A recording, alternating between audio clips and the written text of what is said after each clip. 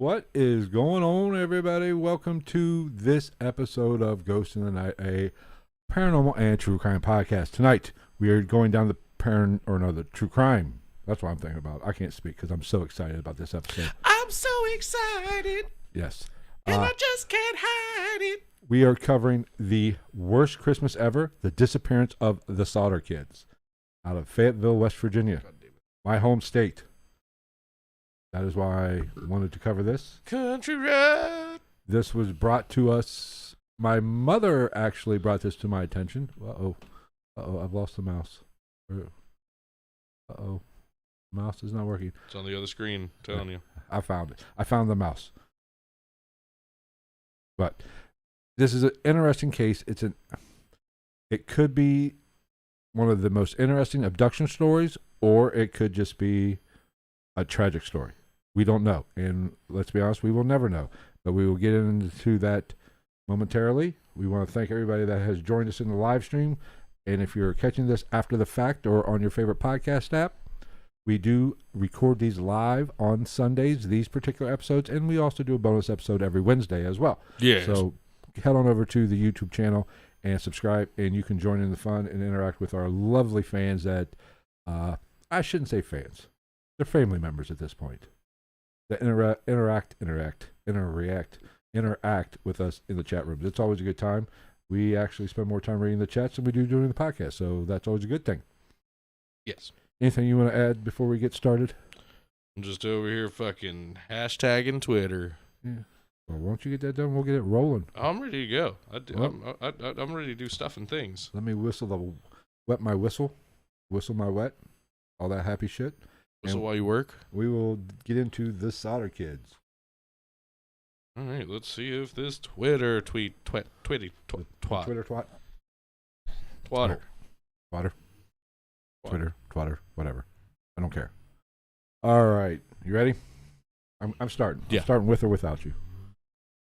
I don't care. And we'll let that car with the no muffler drive by real quick. God, I love this area. This new studio in California, this sucks. Dude, it's like all day, every day, like we're trying to record audio pieces and there's just fucking Ferraris and Fast and Furious cars just driving around, picking up their Louboutin shoes and boba. Sounded good. I have no idea what you're talking about, but it sounded good. Or whatever the hip coffee is now. All right. Kopi Luwak, the shit that the cats eat and poop out. All right, let's get to the meat and bones of this podcast. On December 24th, 1945, a fire broke out in the Sodder residence in Fayetteville, West Virginia. George and Jennie Sodder were the parents, and they had, get this, they had 10 children. There was, you know what's going on there? A lot of fucking. Were they Mormon? No, they're Italian. Same. But they did have 10 kids. They had John, who was 23, which isn't a kid. He was an older adult. George Jr., who was 16. Marion, who was 17. Sylvia, who was 3. And Joe, who was 21. Which Joe was not home at the time of this fire. He was away in the army.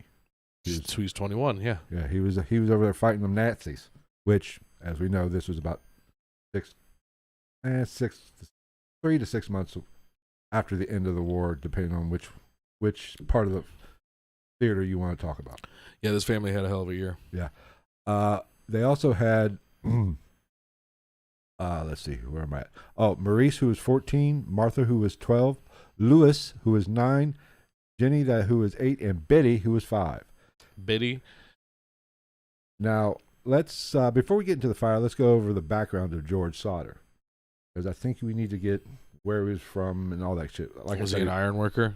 No. Soldering iron? No. George Sodder was born with the name Giorgio Sudo in Tula, Sardinia, Italy. Say that. I'm not Italian, so I do not know. I don't even know where we are. I was just looking at you. Sardinia? Yes. That's where sardines come from. If you say so. I think they just come. I don't know. They just show up in a nice little tin can. That's why the ocean's so salty, because fish fucking it. Think about all that whale jizz. We've covered that. But he was 20 born liters. He was or born 10 liters. Either way, that's a lot of jizz. He was born in Italy in 1895. 13 years later, he migrated to the United States. He really wouldn't talk. He wasn't really forthcoming about why he left Italy, but because he was a fucking spy for Mussolini coming to steal America's secrets. No, that's not what it was. And we will actually touch on this a little bit. I don't know if I believe you. If movies like Watchmen have taught me anything, that is rampant and it happens all the time. Maybe. But he eventually found his way to Pennsylvania, where he worked on the railroad, carrying water and other supplies to the workers. All the livelong day. After a few years, he took a more prominent work as a driver in Smithers, West Virginia. Smithers. What's up? My mother's here. Hello. Release the hounds. Everybody like and share the video. He then started, after a few years... What the fuck is that? Sorry, that's a plug. After a few years... I thought it was like a fucking human head or something. You know, I mean... Could very well be. After a few years, he was very successful, saved up his pennies, and he started his own trucking company. It was in Smithers when he started his trucking company is when he met his wife, Jennie Sodder. What? Yes, Travis. I was raising my hand for the people that are listening. I'm going to change the settings on these lights because all the changing is starting to give me a headache. Do whatever you want. And I'll just keep going. He would eventually get married to her. They soon moved just outside Fayetteville, West Virginia. Now, Fayetteville had a very large Italian immigrant population, which, you know, at this time, all immigrants kind of congregated together. They moved to where they felt comfortable. They felt comfortable. Yeah, that's how you got with people of their own descent. Yeah, that's how you get Chinatowns and Little Italies and shit like that. Which there's nothing racist about it.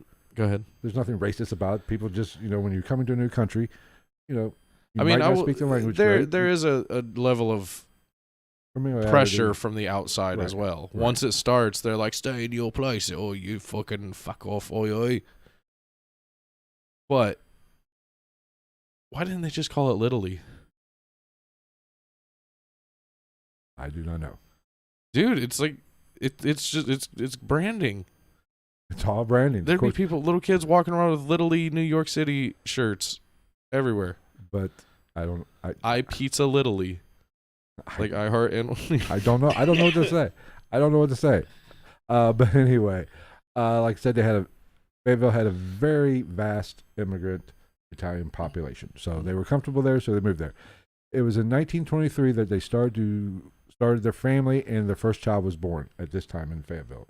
Fayetteville, West Virginia. Yes, at Arkansas, West Virginia. It's just surprisingly that it was diverse in West Virginia ever. You'd be surprised. Is there any racism in this holler? No, all people come from out of country and out of state. They stay in their own holler.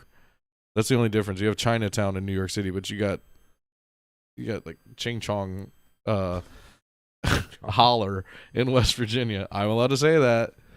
Oh God. Well, I guess nobody's allowed to say it, but I guess it's more okay for me to say You it. can get away with it more than anybody else, I guess. You think is that how it is though? Being a West Virginian, are there segregated hollers? I don't know, I haven't lived in West Virginia in 40 years. Perfect. So you were there right at the peak of all this shit. Because let's be real, I seriously don't. I mean, West Virginia is pretty known for according to Twitter, the most racist state. I do not agree with by that. 1,000 by every they went off racial slurs per every 100,000 tweets. But then I thought about it and I was like, yeah, but California's got like 700 billion tweets a day, and West Virginia's probably got like 115. And let's be honest. And it's all from two fucking girls that are fighting over some dude that dips Skull Berry and fucking is missing one tooth. Let's be honest. 50% of Twitter are bots anyway. I'll be honest, I don't get on Twitter that often. So it doesn't matter. Anyway. Instagram's way more entertaining. Just give me the puppy videos and shit. Well, you would like puppy videos. I like a little more meat and substance to my... Well, it depends on the video. I mean, I'm always down for a puppy video, though. Other than that, some trends are cool. Funny stuff. I like funny stuff. Guns. Metal music. Yeah, all right. So let's get to the events of Christmas Eve 1945. The family December was... 24th. I know that. Yes, I looked it up. Very good. The family was celebrating Christmas Eve. Marion, the oldest daughter, worked at a dime store in town. She brought some presents for her 3 younger sisters. So Jennie let the kids stay up past their normal bedtime because this was 1945. People had bedtimes. We just didn't let the kids run the fucking asylum. Coming from 2 guys that like regularly will stay up at 1 just to watch like a fucking YouTube video. I went to bed early. I know you were in bed when I got home last night. I know. I didn't even know where you came in. Really? Because I walked in and took a shit immediately. I was out. I was tired. I was in there watching. I went to like fucking watch reels on my phone and it was turned up too loud. I was like, oh shit. Daddy was sleepy, so Daddy went to bed. That's weird. All right. But like I said, Marion brought some presents for her 3 younger sisters, and Jennie let them stay up a little later, a little past their bedtime. George and the 2 oldest boys had already went to bed for the night because they had worked with the trucking company and probably did some work around the farm. So they were a little tired. And so as any hardworking man knows, like I did yesterday, that you go to bed. You get your shit to bed and get some rest. Eventually, Jennie took Sylvia, who was the 2-year-old at the time, upstairs to bed, and she went to bed herself. Now she told the remaining kids to finish any chores they had, and then go to bed. Now at 12:30, the phone rang and it woke Jennie up. So she walked downstairs to, see. It's a pretty well-off family. They got phones and shit. Well, he did own a business, so. But when Jennie answered the phone, the caller was a woman whose voice she did not recognize. The name she asked for, she did not recognize. And Jennie could hear laughter and clinking glasses in the background, so somebody's having a Christmas Eve party. Not anything suspicious at this point. A German Christmas Eve party? I do not know. Or no, they're Italian. So it could have been German. The Axis forces. Yeah, it's just a bunch of fucking former Nazis having a party in America. They're like, oh yeah, I brought the Black House and Jägermeister. And then they're like, we brought I don't know, limoncello. Right. But I don't know any other Italian alcohols. Stella Artois. But anyway, Jennie told the caller, hey, you got the wrong number, and hung up the phone. Bitch, stop playing on my motherfucking phone all late and shit. Now, Jennie hung up the phone, and she decided to go back to bed, as you would do. But she noticed that the lights were still on, and the curtains hadn't been drawn in the living room where the kids were. So when she went into the living room, she saw Marion on the couch asleep. She figured the remaining children had gone upstairs to go to bed. At 1 a.m., Jennie was again awoken by the sound of an object hitting the tin roof of the house and rolling down the roof. So we don't know what this is at this point. I mean, that's why you don't get a fucking metal roof. Oh, there's nothing better than a tin roof. When it's raining, all the other times when it's like fucking acorns falling and shit, and like squirrels butt fucking each other. You shouldn't have trees. Cut down the trees by the house. Yeah, but where's your sense of adventure? You gotta live dangerously sometimes. You have trees close to the house, then you cut them ever so slightly. Anyway, okay, after about a half hour went by, and Jennie woke up again, and she could smell smoke at this time. She got up, and she found in the room George used as his office, a fire had broke out around the telephone line and fuse box. Jennie woke George up, and he proceeded to wake up the 3 oldest boys who were sleeping downstairs, and George and Jennie, Sylvia, and the 3 boys got out of the house. Now, once his wife and those 4 kids were out of the house, George went back in to get the remaining children out of the house. The fire was spreading extremely quickly, which is not a surprise at this time in 1945. The house goes quick. They don't have all the fire prevention shit that we have now. And plus, I'm pretty sure I heard that it was just much drier in 1945. There's no science to back that up, and I don't know what exactly that means because I made it up. But anyway, George went back in the house, and the entire staircase was engulfed in flames, so he could not get to. You jump out the window. Fuck that. Well, he couldn't. He was already upstairs. He was downstairs. He was going upstairs to get the other kids. Oh, okay. So he could not get up. Could not get up there to get the kids. He yelled for the kids, but there was no response.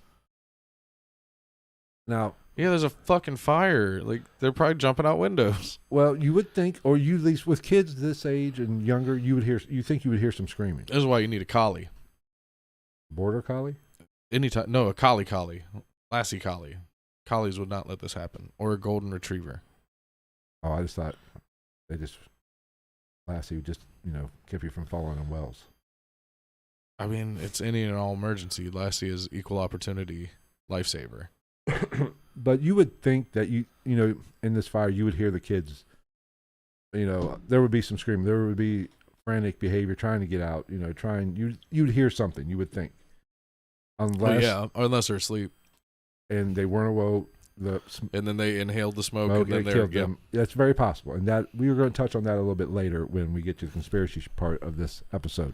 But now you're fucking talking my language. Rub my nipples while you say it. I will. Say it slower and harder. I don't know how to say it harder, but just do it. All right. Just see what comes out of your face hole. Now, something's hit my leg. Now, when George it's my dick. That's how hard I am right now. No, it isn't. I'd have to be saying on your lap. Oh, no, I've got a super boner. Okay, while George was doing this. It's a Rob Zombie song. Jennie had also went back in the house to use the phone to call the fire department. Not call for the fire department. That'd be sick. I'm not going to lie. To be back in that time where they. The fucking horn. You would think they would. It's still 1945. Right. Now, when she tried to place this call, the phone was dead. You couldn't get through. Now this is back in the old days, when you had to. Yeah. And you probably just had to hit it and go to a switchboard. You had the operator. Okay, go on. Anyway, because I have questions up to this point, but they might be answered in the following sentences. Okay. Well, let me just get this next part out. Perfect. Jennie went back outside and told Marion, the oldest daughter, to go to the neighbor's house to use the phone to call for the fire department. Unfortunately, either the neighbors weren't home or they just didn't answer the door because she couldn't make the call. So they could not get a hold of the fire department at this time. Now, what are your questions? And I will... Before we... I have a whole new set of questions. Okay, well, what it is, I'll address them.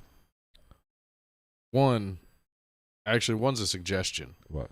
She should have just ran her ass to the goddamn fire department because by the time you get in that house and use the rotary phone, you could probably be there anyway.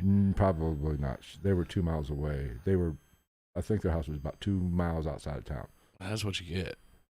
Well, it's 1945 in the country. Exactly.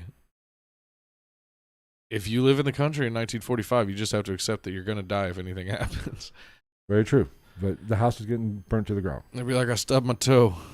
I love you, Bessie. You're my favorite cow. Now, any more questions before I move on to what George is doing at this time? Not about this topic. Okay. Now, while Jennie was trying to get a phone call out to the fire department, George was trying to find a way to rescue the remaining kids that are still upstairs on the second floor in the house. He goes outside, according to his statement, and looks. He finds they have barrels of water outside. So first instinct, which would be useless in a fire. You're just going to cup it. Right. But when you're frantic like that, you'll do anything, he's going to start putting out the fire. But it was December. It was Christmas Eve. Cold as shit. The water was frozen solid. So bad plan number one. No, you break it and then you just start rolling the ice cubes around. Yes. Just throw ice on the roof. After he realizes this, he goes to the side of the house where he always keeps his ladder. Okay, so he's going to climb up use ladder. On the metal roof of the house that's on fire. That's a good call. But when your kids are in there, you're going to do anything, you can't. That's just the way it works. This is like a fucking action movie. Yes. It's like, I feel like I'm watching Face Off, but like actually a good movie. But when he gets to the side of the house where the ladder is, guess what? It's gone. It's gone. The ladder is gone. Now, things are not going to plan. So he's moving to plan C and D. This is like a movie. I'm really liking this. He goes to get his trucks. He owns a trucking company. These are just, bigger than pickup truck. Like flatbed industrial trucks. Delivering crates of peaches. But they weren't semis, per se.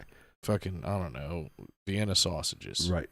he goes. Spam. His plan is to move the trucks to gain access to the second floor. Climb up on them and go to the second floor. However, none of the trucks would start. We could not get any of the trucks to start. So, what was wrong with the trucks? We don't know. Honestly, that we do not know. Oh, so even later, there's no evidence on that? There's no, the starter was There's one little thing with the truck, but... Sugar in the gas tank? There's none of that. Well, this is 1945. Sorry, it's a big truck. Fuel tank. In 1945, cars don't react... Even cars today do not react well to cold temperatures. So the truck's not starting is not... nefarious. There's no conspiracy behind this other thing. I just think it was fucking cold. I bet you. You know, and if they were diesel trucks, which is very possible, I'm assuming diesel trucks were pretty popular or were used back then. I don't know. I could be wrong on that. They probably didn't have DEF. And anybody that knows diesel trucks, some bitches they have to be warmed up. That's why they have glow plugs to warm. You just can't start a diesel truck in cold weather. You gotta hit it with the little. They have to be plugged in to start and warmed up. You just can't fire up. So I don't know. You know the problem probably was, I bet you he didn't have Peterbilts. Now I will say this: King of the road. Years later, one of the son-in-laws stated he believes that nothing nefarious happened to the truck. No, there was no. Of course he does. He did it. There we go. We fucking solved it right there, man. Son-in-law, so he might. I'm really going into this like I'm watching a movie. Right. Where choose your spot? Well, yeah, no, but anyway, he said he believes that they flooded the truck, and that's why they wouldn't start. That'll do carburetor back then. These were carbureted trucks. So yes, that is very possible. So I do not. When we get to the conspiracy part of this episode, which is coming here shortly, I don't put much stock in the truck, even though it's possible because there's something else that happens with the trucks. The trucks explode too. There's a little kink with the trucks that maybe somebody fucked with them. I don't know. Now, where was I? Now, at this point, George and Jennie have pretty much run out of options, and the only thing they can hope is their 5 kids somehow made it out of the house. Maybe they climbed out the window and moved the ladder, but I guess they go looking for these kids. Like I said earlier, the fire was spreading rapidly. Mm-hmm. It was chugging along. Now, according to George and Jennie, it only took approximately 45 minutes for the house to collapse. So that was a hell of a fire. Well, yeah, that too, but I'm not saying it's not believable. I'm just saying clearly this did not start. There's something 45 minutes. It clearly didn't start as just like a fucking cigarette. No, they think I will get to it, but they think it's an electrical fire. Something went wrong with the electric. That somehow a wire crossed. Whatever. There's an electrical fire. They got Doc Browned. But according to building codes at that time, the walls. I don't know. Excuse me. There's something about the way they built houses at that time that kind of allowed the fire to spread through the walls rather rapidly, which makes a little bit of sense. I mean, it's probably because they were insulating the shit with like fucking shredded newspapers. Right. But 45 minutes. So if sometime the fire started around, or she noticed the fire around 1:30. So let's figure 2:30, the house is pretty much collapsed. Yeah. And it is a pile of burning rubble. Mm-hmm. Now, a passing car sees the house on fire at some point in this, I would assume while they're running around trying to find the kids, and goes to the fire department to report, hey, there's a fire 2 miles out of town. Good call. Right. So, good Samaritan. Now, there's a fire 2 miles out of town. We'll see you in an hour. Oh, that's being generous. I'll get to that in a second. Now, is this going to be worse than fucking Princess Diana? Oh. Or Whitney Houston? Do you know it took like 16 hours or something like that for them to take Whitney Houston's body to the hospital from that hotel? It's close to this. God damn. Okay, now the Fayetteville Fire Department was an entirely volunteer fire department at this time. Oh, fuck. The chief is the only one there, and he has to call and get all the volunteer firefighters. Oh, you're fucked. to get them out of bed on Christmas Eve if they were even home. Yeah, nah, you better call Jake from State Farm because you're losing that house, bud. By the time he gets a hold of everyone and gets all their gear, get them there, get all the gear, get in, loaded in the trucks, and head on out to the Sodder house, it was 7 o'clock in the morning when they got there. 7 a.m. So what do you do at that point? Like, do you just roll up with fucking like breakfast sandwiches? Like, sorry, I mean, the damage is done. What's up? We figured breakfast was fine. Now we brought extras. We bought a dozen of those sausage breakfast burritos from McDonald's for all the fucking people rubbernecking the burnt down dead people house. No disrespect to firefighters, I respect the shit out of them, but these ones sucked. This is where the term foundation savers come in.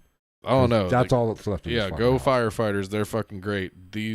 Well, maybe not these firefighters, but the setup of this county's firefighter and fire response locationing and management was very poor. But let's think about this.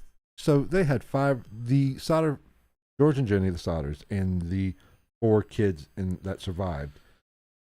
They had 4 or 5 hours to sit there and look at I'm sure the rubble was still on fire. They were so fire. To sit there and just look, knowing or thinking that their other 5 children were in that burning. How much of a hell would that be?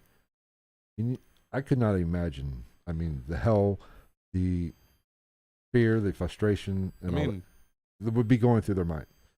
At least they're already cremated. Oh, you are. It's something. We're gonna get to that. We're gonna get to that too. This is really dark. Do you just like go in there and like be like, they're probably right around here, and just like scoop some of the ashes? Just be like, that's probably them. Oh. It's either them or it's the China hutch. I'm not really sure. Or were they just saying, we got 4 other ones. We're good.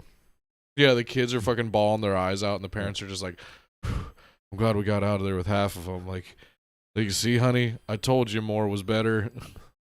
Anyway, that's just wrong. But I would imagine that would be the longest, most heart-wrenching, the most terrifying 5 or 6 hours in a parent's life. That has to be, I mean, I couldn't even imagine it. The fear and the anger and there was probably a lot of cussing of God in that time frame, I would think. Dagnabbit, Lord.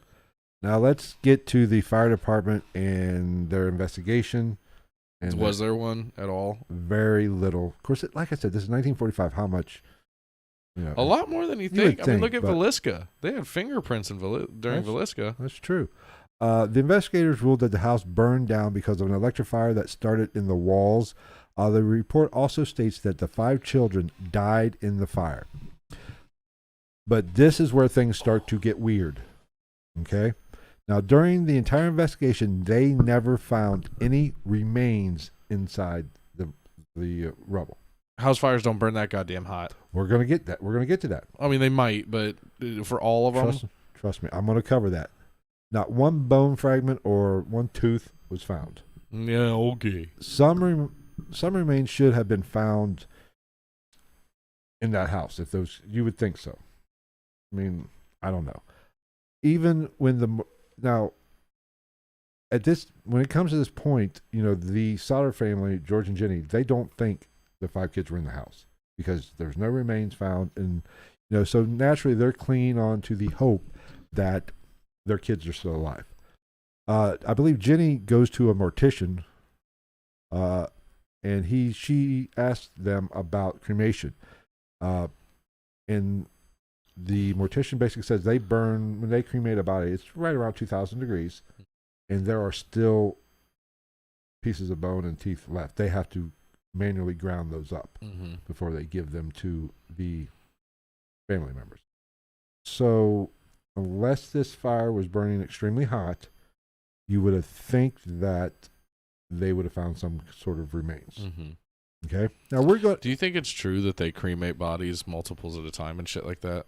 Like I've heard that at least with dogs, like very often, like the ashes you get back might not even be your dog. I do not know. That's a shitty thought. What if it was haunted? Could you imagine that shit? Like you're like, oh, we'll put Grandpa up here next to the fucking clock from Beauty and the Beast looking thing, and then like you're like, oh, what happened?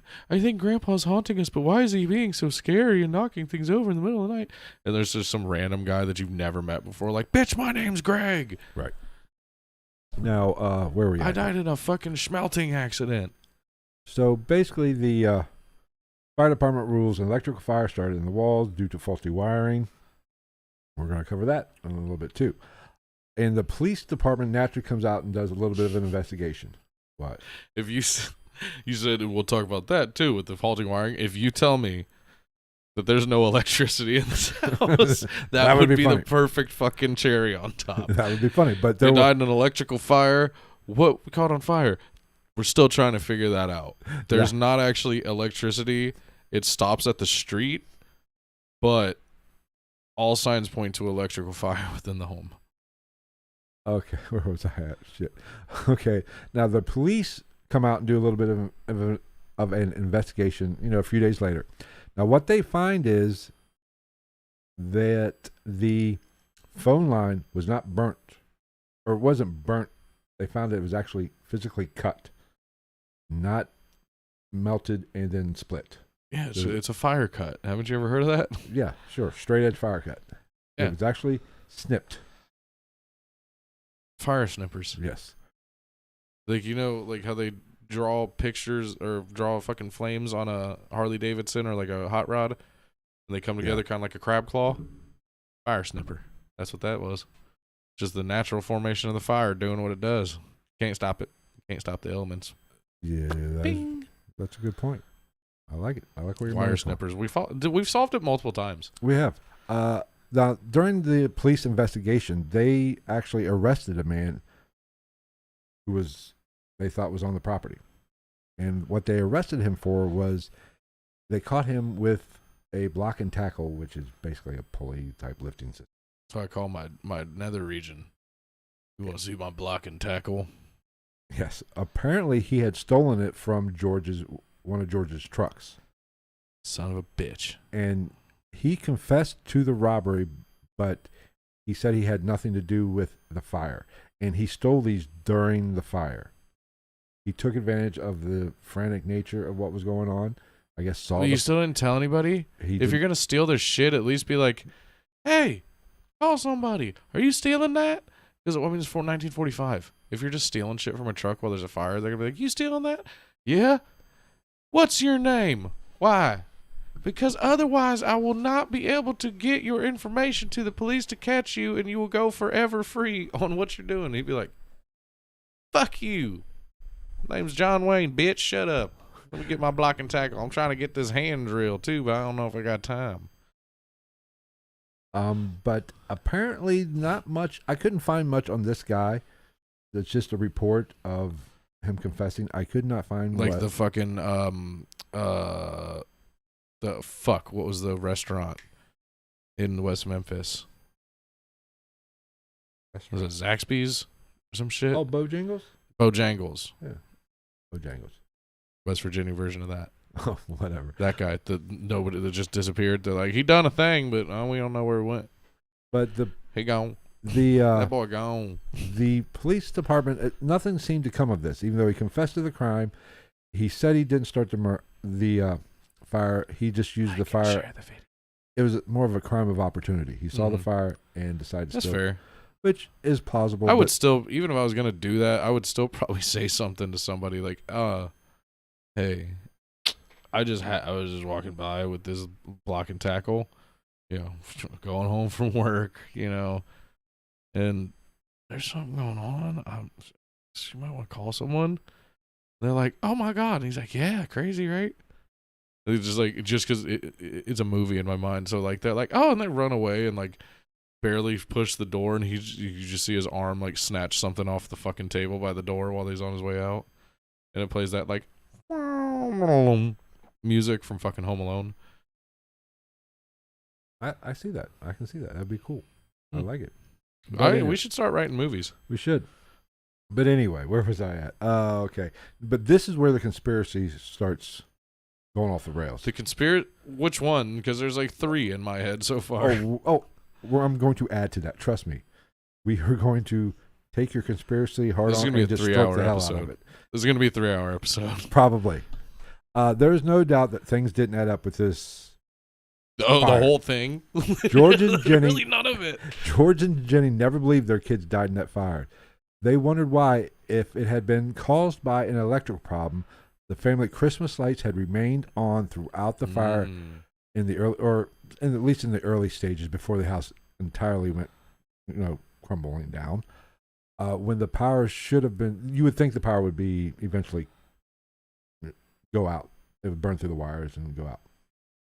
Or if it was the fire, you would think, especially if it happened to the fuse box, it would blow those fuses, and you would think something would happen. I don't know. I'm not an electrician.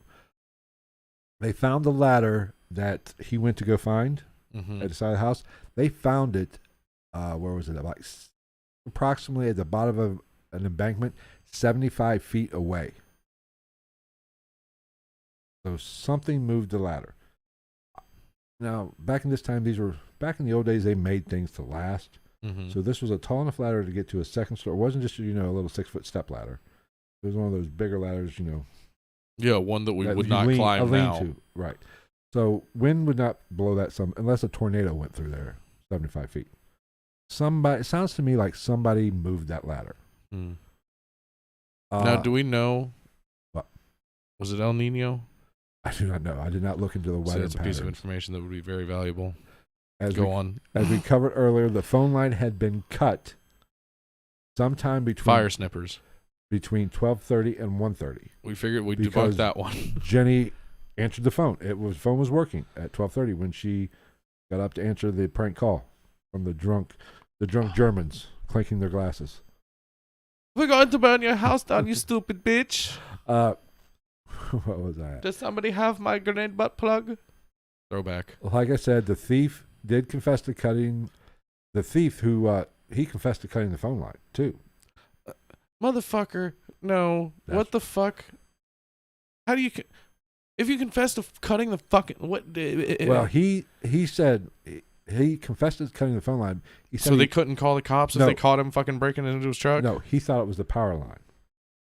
Either way, why do you need to cut either of those things to steal a fucking block and tackle? Right, and I would say probably the latter. Why the hell would you want to cut even a utility line at the Sodder house while stealing a block and tackle?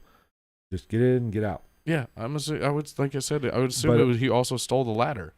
But also, it sounds like it's on the other end of the house. The ladder? Yeah, the ladder was on the other end of the house, and the trucks were on the opposite end. Yeah, but so he might have not seen the ladder. He might not have saw the ladder. Anyway, that's irrelevant. Well, and if you thought, but to steal from a block and tackle off the truck, cutting the utilities is not necessary. No. Why? You literally just fucking grab it and walk away. Especially if he stated that the house was on fire when he was doing this. What's the point? Get the shit and get out. The stories doesn't add up. Right, like why did you steal it during the fire? Well, if I'm being completely honest with you, sir, it was very well lit and I could see what I was looking for, so I took that opportunity. Right. Now, the family always felt that the fire did not burn hot enough. Like, she went to the crematorium and inquisitioned them. You say that real quick. Spanish? Yes, the Inquisition. What is show? Inquisition. Oh, I'm sorry. What was that? World? History of the World Part 1? Good fucking movie. Monty Python? Oh, I've seen it, right. But not in years. But she knew that the house didn't, generally, I think house fires generally burn about 1,500. I could be wrong about that, depending on what's in the house, what the accelerant is. But they did find pieces of appliances still in the rubble, pieces of the tin roof still in the rubble. Everything wasn't just turned to ash. So they definitely thought that the house did not burn hot enough to actually cremate the entire bodies. There should have been some sort of remains, some bone fragments, A standard house fire can reach temperatures of up to 1,500 degrees Fahrenheit. Isn't that what I said? 1,500? Standard. Isn't that what I said? 1,500? Damn. I was just confirming. Yes. I'm good. That was a hell of a guess on my part. Wasn't a guess. I researched my shit. But anyway, they found pieces of appliances. They found pieces of the tin roof in the rubble.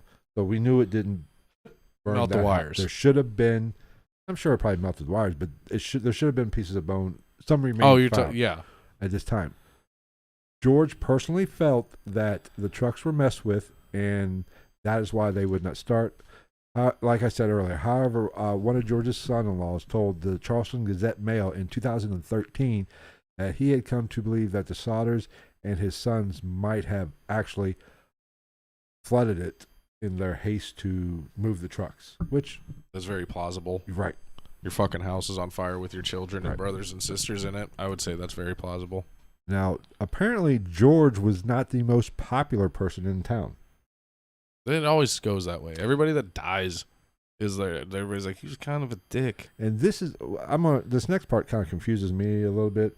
The town was a heavily, like I said, Italian immigrant population. What do you think an Italian person with a West Virginia accent sounds like? That'd be freaking awesome. Molto bene. But apparently, a lot of the residents of Fayetteville that were Italian supported Mussolini. And George often criticized the late dictator and had left, there were some hard feelings between him and the rest of the community. And by this time, I think December of 45, Mussolini was already dead. So, and like we've kind of talked about this, doesn't make sense to me. You gotta remember, Mussolini was aligned with Hitler. Mm-hmm. Why would anybody kind of choose that side, especially here that we're living here in America? I would think my first initial thought would be, these people are fucking crazy because they're siding with the Axis powers and they are bad fuckers. However, the more that's different than like Republican and Democrat. The more you can't come at me as a supporter of the Axel of whatever the fuck Axis powers, yeah, Axis, yes, in the 40s and be like, I mean, not everybody's right all the time. Like, no, that one's all the way wrong. Fucker. The more I thought about this, you gotta remember, there were people here in the United States that still supported Hitler. Yeah. Even during the war and probably after the war. It's not that far-fetched that even some Italian immigrants would still support Mussolini, even though he was dead, but were sympathetic to the homeland's cause, I guess. So I don't know. Don't know if I thought rationally about it. That's what I can't confirm or deny, but I would hope. And also, we are well aware of the atrocities that the Nazi Party did during the war. Mm-hmm. At this time, it wasn't completely known. Things of what went on during the war, of what actually happened in the concentration camps, was not common knowledge like it is for what we think it is now. This was slowly leaked over time of what the Nazis were truly up to. You know what I'm saying? So that hatred... So it's like 1940. It's like the day they end the war. They're like, Hitler has been assassinated or killed. The atrocities of the 13,000 Jewish people that have passed away have been righted.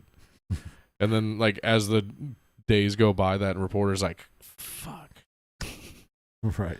But so, I always wondered that. Do you think they talk like normal, like us, when they're off camera? Because everybody on the news talked like this back in the day.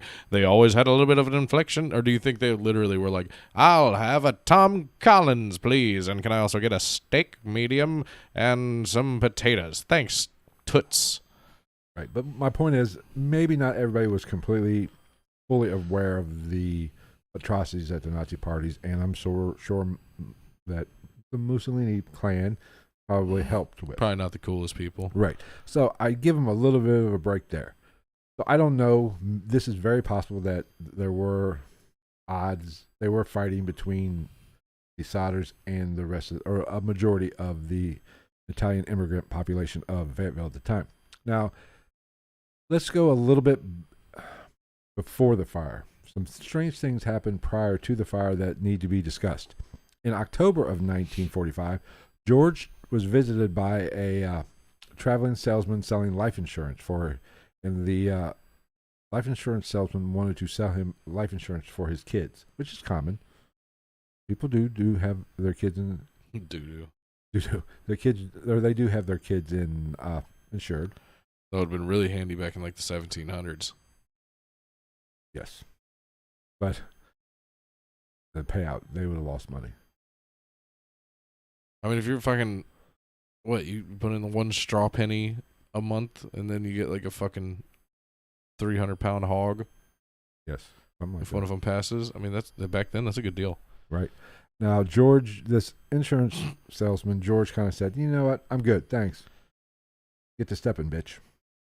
This did not go over well with the traveling or the door-to-door salesman. He was rather pissy, and he told George his house would go up in smoke and your children will be destroyed. That is a quote, according to George. God damn. I mean, he did not That's take foreboding and also just straight up foreshadowing. He did not take the word no. Did not know no means no, and said he was going to be pissed about it. Now, what a twat. As for the electrical fire, apparently after this, I am also very leery of electrical fires. That is my worst fear, is electrical fires. George had an electrician inspect the wiring a few weeks before the fire, and it was given an all good report from that electrician, so that makes things a bit weird as well. Mm-hmm. Now, I'm not saying, sure, something could have happened between the time it was inspected to the fire, or maybe the whoever inspected, the electrician that inspected it, could have missed something, but it does make it a little bit more interesting, I think, that he did take the time to have it inspected, and then a few weeks later, there was an electrical fire. Okay, now let's get into one of the most mysterious characters in this whole conspiracy plot against the Sodder family. There's a gentleman by the name of C.G. Genitello. He is a man with his fingers throughout the community of Fayetteville. He's one of the bigwigs that he's into everything. He's an officer at the bank which holds the mortgage to the Sodder house. He was the person that sent the life insurance salesman. This life insurance salesman that George told to get lost was a close personal friend of Genitello's, according to reports. And if I'm being honest, the way this Genitello kind of operates, and I'll go into a little bit more detail here in a minute, but Genitello was very pissed about him turning down the salesman as well. Mm-hmm. And probably because he was getting a little bit of a kickback action from the salesperson, cutting him into the deal a little bit if he would have sold him insurance. Genitello also employed George's trucking company, so they had a working relationship, or kind of if he employed them, kind of like a customer. He was a customer of George, essentially. Interesting. Rather than an employer. So, with every bullet point, you're just basically going, this guy did it. No, we're going to get to that. Maybe not. I don't know. Who knows? There's all kind. We're just getting started. Let me guess. Did the fucking guy that stole the block and tackle work for him too? I do not think so. Did the fire department work for him too? We're going to get to that. We will get to that. He's an interesting character. The bank that holds the mortgage had an insurance provision in it against any kind of natural disaster or fire. Now, I guess it's common, but what's uncommon about this is, in this case, for some reason, Genitello was named as bank officer, was named the benefactor of the policy for the Sodder house, and not the bank itself. So he did it. This is definitely. This is definitely motive, and we're just going to add to this. 2 months before the fire, Genitello increased the payout of the insurance policy from $1,750 to, from $1,000 to $1,750, which in today's money that's approximately $27,000. A $27,000 difference or $27,000 total? I think a $27,000 difference. Jesus Christ. God damn. So it was already, what? If 750 is 27,000. Right. So like 30,000, 32,000. Of course, That was probably so it's 60,000 ish. That quote was probably well before our market fucking crashed. And so hell, that might be more. It might be $2.50 more. It's $4.7 billion. Yeah. Giannatello was never brought in for questioning, but he will pop up a little bit later in the story, which only adds to the mystery of the role in which he played in this. I don't see any atrocity. mystery. He did it, and that's it. So George is literally, you could just drop this in front of a judge and be like, "He done it," and the judge will be like, "Fuck yeah, he done it. Lock that boy up. Fuck him." George is not, and the family are not satisfied with the way the investigation is going. They strongly believe that this guy that Giannatello guy was probably like walking around town like, I did that shit. Fuck you. You can't get me. Yes, but in 1949, George puts, by 1949, he was pretty much doing his own investigation. Mm-hmm. He was digging into it. He put together an excavation of the site. They do discover possible bones at the site. They send them to They were like raccoon bones, right? No. I will get to it. They send them to the Smithsonian to be examined. It comes back as a human male bone between the age of 16 and 24. Now, Maurice Sodder, who was 14 at the time of the fire, would be the only possible match. However, they could not find any other signs that, they could not find any signs that the bone had actually been in a fire. No charring or anything. And let me guess, a kid that was between the ages of 16 and 24 went missing the same night. No. Damn it. No. So at Giannatello's house. Nothing was really brought. The bones never really led to anything, I should say. Now, the Sodder family at this point is very frustrated, and they are still holding on to the fact or the belief that their children are alive. So they go to the public. They erect a billboard with I said erect. You said erect. I knew you were going there. With a reward of $5,000. It eventually went up to $10,000. So in 1750, like we said, if that was a difference, that'd be like 55 or 60,000. So 10,000 is well over $100,000. Well over 100. I mean, 10,000 would be fucking like $600,000. You would think. I don't know. I don't do math on podcasts. Something like that. Because of the... I'm probably way off. Probably. A woman does come forward after they go public, and do their own investigation. This is a great name coming up. And she has some info. Her name is Ida Crutchfield. She runs a... Is that Crutchfield or Crutchfield? Crutchfield. What did I say, Feld? Yeah. Oh my God. Crutchfield. She just sounds like a loosey goosey. Like that's not her last name. That's what they call her pubic region. Sweet. It's Crutchfield. No, it's just ready for plowing and harvesting. Where was that? Sow them oats, boy. Crutchfield runs a motel in Charleston, West Virginia, which is approximately 60 miles from the Sodder home. According to her, a week after the fire, 4 children showed up and checked into the motel, matching the description of the kids that went missing. Mm-hmm. And they also were accompanied by 2 women and 2 men, so 2 couples essentially. According to her, they appeared to be of Italian descent, which I guess they had olive skin. Fuck, I don't know. Racist. West Virginia, damn it. Ida tried to actually start a conversation with the children, but was quickly shut down by the adults.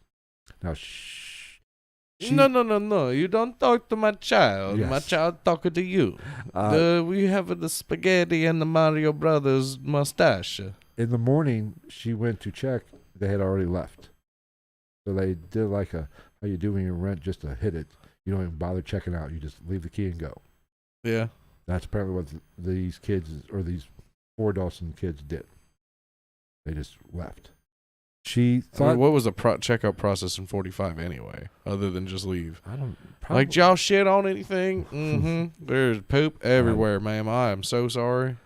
I don't know. But Ida... We frosted that room like a fucking cake. Ida was not aware of the fire at the time. She thought... Bullshit. This happened a week after the fire, which... You're thinking of 24-hour news. Oh, No, a fire 60 miles away isn't going to be covered in Charleston probably in a week? in a week. I think it would. No. I think just by word of mouth, people going to get No. fucking feed from the next town over. You got to remember in 47. Y'all hear about that song? I don't think there were fucking highways. It would take 4 days to go fucking 60 miles. Maybe I'm being a little facetious, but the world was much larger. They didn't have no horses or. Right. So You think you could crossbreed a camel with a horse? I don't know. Be a cool fucking hybrid. It's a good question. We'll cover that in another day. Maybe that's the cryptid. Oh, horse, a hamel, a hamel, a course, a hamel toe. What the hell is that? A hamel's a hamel, a course, a course. What would a hamel toe look like? Hamel.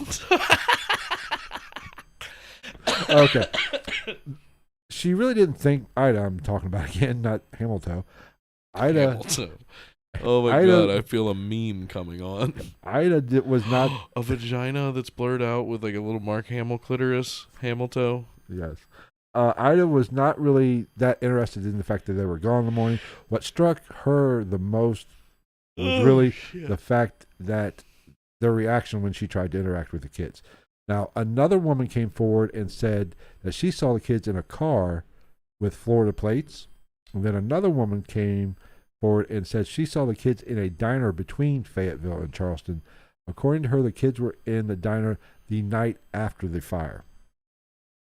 Now, at this point, the trail goes pretty cold up until 1967. Damn. Something's on my neck. Oh, get rid of it. Anyway, in 1967, a mysterious letter arrives at the Sodder home. The letter had a picture of a man in his late 20s and early 30s. It resembled a lot like what Louis Sodder would look like at that age. I should have put pictures of the two side by side up here, but it did look like what Louis Sodder would have looked like in his late 30s or late 20s or early 30s. So that definitely sparked their interest. Now, the letter was sent from Central City, Kentucky. On the back of the photo, it said, Louis Sodder. This is a quote. Louis Sodder, I love brother Frankie. Lil boys A90132 or 35. Now, the family does not recognize the name Frankie. That means nothing to anybody in the family. They thought the numbers could be a zip code. But unfortunately, and zip codes were fairly new at this point by 67, only a year or two in. They've only started that about a year or two before. But according to reports in the Sodder family, there was no zip codes in the United States matching either that number or the 35 number. But it did match a city in Palermo. There you go. Thank you. Italy. Saul Palmetto. Yes. This is where the mob conspiracy starts to take off, of course. And let me guess, Janatolo had fucking mob ties. I don't know. Maybe. Got the name for it. Yes. Hey, Janny boy. Come here. Let me smack your face real hard just to say hello. Now, I don't personally, through my investigation and what I know about the mob during this time, it doesn't fit very well. The mob, if you think about what I talked about earlier, George spoke out against Mussolini, and it is reported that the residents of Fayetteville who were of Italian descent they were fans of Mussolini. From what I've researched and what I know about this era, the mob was no fans of Mussolini either over in Italy. Yeah. They were no big fans. So it doesn't really fit that the mob would try to hurt or take out George because of his anti-Mussolini rhetoric. Mm-hmm. And plus, killing kids does not fit. The mob can be a lot of fucking shit, but the mob does not take out kids. Right. If the mob did want George gone for this, if they would have took George out, not the kids. And they probably would have given the family money. Right. So I don't personally put a lot of stock into the mob thing, but George does hire a private investigator to go to Central City, Kentucky, where the letter originated or where it was postmarked from. But something strange happens. The private investigator disappears. He never comes back. He leaves, heading out. They watch him drive off. Was his name Jimmy Hoffa too? No. Fuck. But this might be, let's be honest, maybe this was just a con artist, took their money and ran. So it doesn't prove anything, but it does play into the mob conspiracies that, people think that maybe he went to Central City, Kentucky, stumbled on something and should have gone to Jackson City, Tennessee. Could have, but that's not where it came from. So it'd been a waste of a trip. Piece of shit. But maybe he stumbled. Johnson City. Maybe this investigator stumbled onto something and they had to dispose of him. It's fancy and nice, but let's be honest, he probably just stole the money and skipped town. Yeah, that's more likely to me. The family then hired a second private investigator, and his name was Oscar Tinsley. Now, this is where things start getting a little interesting. Tinsley started looking into it and forms the opinion that the entire town, including the fire department and Mr. Janatolo, were in on this. There was some kind of cover-up being done about this fire. CG Janatello keeps popping up everywhere in this investigation. How much you want to bet that stands for Carlo Giovanni? I wasn't going to write down. I couldn't spell it, so I did not. But he went by CG, so I said we're going with that. Capicola garlic, something like that. Now, Janatello sat on the inquiry board that at this time, I don't think we do it much anymore. The examiner that looked at the bodies, it's kind of presented like a grand jury almost, for cause of death, apparently, if I understand this correctly. They vote on it? Kind of, yes. They present the evidence of what happened.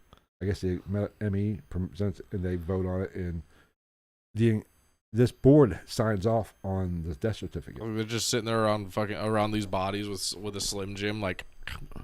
Right. And what do you think, Jim? I think Jim's right. What do you think? Janatello, his name appears on all 5 death certificates of the children. So it's getting interesting. He fucking did it. And we know he had monetary motives to do it. And yeah, I have yet to hear an argument of him not being the one that done it. Now, that is pretty much the assumption that the kids were abducted in some way, shape, or form. Somebody stole the kids. Now, there's also, is it possible that the kids just ran away and possibly set fire to the house to actually cover up their running away? It's possible, I guess. It's ballsy. I mean, it seems a bit much. Yeah. I mean, I don't put a lot. And how old was the oldest kid that died? 16. Okay. 16, 14, and something. I don't know. Definitely old enough to do it. Yeah, but shortly after... why would they cut the fucking phone line? I know. I'm just saying this is one of the... Well, I guess because then that would allow them... You would add to the time it could take, A, for you to get away, B, for it to be more plausible that you died in the fire. Right. So, but this is one conspiracy, or one... People believe that maybe the kids just ran away. I mean, there was... I guess a faction of people that believed that maybe they killed the kids and they set the fire to cover it up. A little bit morbid, but I don't know. I didn't dive into that. It'll be the first time. But there is a little piece of evidence that does pop up here in a little bit, or pops up shortly after the letter from Kentucky comes in. A little evidence boner. There was a letter that Sodder received a few weeks after the first letter showed up. From this lady was from Houston, Texas. She told them that she was sitting at a bar, drinking, having a good old time, and she was conversing with a gentleman or 2 gentlemen, and one of the guys who was in his early 30s, late 20s possibly, was bragging about being Louis Sodder. So she, I guess, was aware or somehow found out about the Sodder family, and she sent them a letter telling George this. Now, what's interesting is, you remember those postal code or those numbers at the back of the photo? Mm-hmm. Apparently, those do line up with they are zip codes in Mexico. So could the kids ran off to Mexico or were abducted and went to Mexico? They done RUNNOFT. Yes. George obviously decides to go to Houston, and he tracks down the guys at the bar somehow and asks them point blank if they were his sons. They said, "Nope, we're not your sons. We were just drunk, talking shit." However, George went back home, took him at their word, but he never believed, or he always believed that those two were his sons. He met his sons at that time. What, like 20 years later or something This like was that? 1967, so 22 years later. 22 years later. Hmm. He went to his deathbed, which was only... I feel like you would know. You would think. You would have that feeling. Like, even with that age difference, like, I feel like you would look at your kid and be like, oh, yeah, that's my fucking kid. You came out of my balls for sure. Yeah. George actually died 2 years later, 1969. Now... 69, though. Yes. Jennie didn't die until 1989. God damn. Yeah, she was an old one. She wasn't quite 100. Jesus She Christ. was at least 80. She had a 80 chip some on odd her years old. shoulder. The You'd surviving think something crazy happened to her. the surviving kids took up the fight to find their brothers and sisters. Shortly after Jennie died, the billboard was finally taken down. That billboard was up until late 80s, possibly early 90s, depending on what month she died. Their erectile had dysfunction. Yes. On April 21st, the youngest Sodder child, Sylvia, finally passed away. When? April of 2021. Oh, 2021. I was going to say, Jesus Christ. Yeah, That's still... 2021, the final living child of the Sodder family passed away last year. Kraken. And let's be honest, odds are she was the last of the children that are alive. Even if the other children did run away, they were abducted, and they were still alive. If they didn't die in that fire, they would have been they're well dead. Cooked. No, they're well dead, even if they survived it, because they would have been anywhere from 81 to 90 years old at this time. Mm. Now, like I said, that's pretty much the story of the Sodder family fire. Fuck. Now, this is a popular story amongst true crime podcasts and bloggers, if blogging is even a thing still. So naturally, there are a lot of professional debunkers that come in after this. And you know how I feel. I don't. I'm just waiting for Bigfoot to get tied in here somehow. No, Bigfoot does not get tied in. Fuck. That's okay, though. Jersey Devil? Nope. No other cryptids. Mothman? Nope. It's West Virginia. Nope. Did somebody see the Mothman during the fire? Not that I've found. We should start that rumor. We should. Put it on fucking Wikipedia. Yes. Where was I at? Now, let's talk a little bit. Anyway, professional debunkers piss me off to a certain extent. I think I've talked about it on this podcast before, but professional debunkers are just as bad as true believers, the conspiracy nuts. Yeah. Because they're so far the other way, in the exact opposite, to where everything is rational, everything is perfectly, it's always... It all adds up. Yeah. To where anybody that's smart and has any intellect knows there are certain things you can't answer. There are crazy things that happen all the time that not even science can necessarily explain. So when you deal with a professional debunker, they're looking to debunk it rather than looking to find the truth. You understand what I'm saying? To where, like, say in ghost, everything's false until it's true. Right. Just like if say paranormal investigator that is too enthusiastic, everything is a spirit. Yeah. Every knock on the wall is a spirit to them. Just like a professional debunker, every knock on the wall is some kind of hoax or a rat or something. They leave no room for the possibility. Two bookends. What was that sound? That was a bike rode by and hit a rock in the road, and Right. it just ricocheted just right, and it just so and hit the house. I don't like professional debunkers for the mere fact they are the exact same thing as a true believer, just on the other end of the spectrum. Mm-hmm. They're a true believer in falsehoods. Right. To where a good investigator needs to be in the middle. You have to be a little skeptical, but you also have to have a little faith and belief in this kind of stuff. And so I did listen to a podcast that basically was nothing but debunking. Obviously, it sucks so bad he doesn't do it anymore, thank God, because I couldn't even get through it all. He blew major chunks. I won't drag him out. But police did track down that wrong number in the investigation. I didn't cover that earlier. And it appears there was nothing to it. It was just a wrong number. The noises, they were having a party, drunk, having a good time, and dialed the wrong number. So there really wasn't nothing to it. A lot of people thought that maybe that phone call was just to check to see, make sure they were home before they set whoever the perpetrator set the fire. So that pretty much did get debunked, I would think. Sometimes prank calls just happen, or wrong numbers happen. I get them all the time. Apparently somebody texted me the other day, yesterday, thought I was Charles. Nice. Wasn't me. We got a fucking message request on Instagram, and called us Angie or Cheryl or something, and then sent another one. We're like, oh, sorry, I don't know why I thought that was your name.